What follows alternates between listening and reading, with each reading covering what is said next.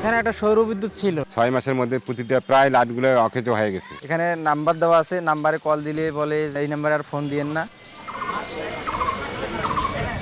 হাটবাজারের মোড়ে মোড়ে ঠাই দাঁড়িয়ে সোলার প্যানেলের খুঁটি, কিন্তু একটিতেও নেই বাতি।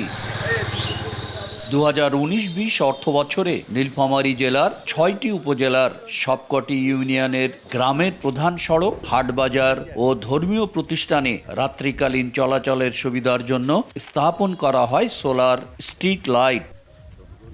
দুর্যোগ ব্যবস্থাপনা ও ত্রাণ মন্ত্রণালয়ের টিআর কাবিঠা অর্থায়নের এই প্রকল্পের আওতায় প্রতিটি ইউনিয়নে 50টি করে সোলার স্ট্রিট লাইট লাগানো হয়েছিল।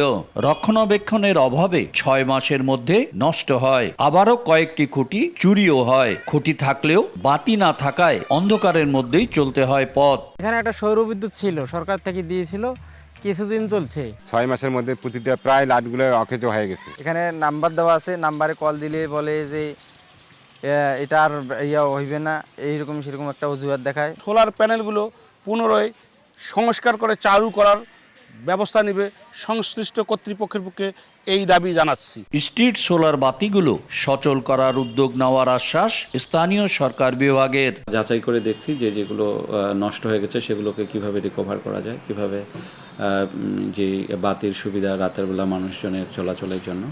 স্থানীয় সরকার বিভাগের তথ্য মতে জেলার 60টি ইউনিয়নে সোলার স্ট্রিট লাইট স্থাপন করা হয়।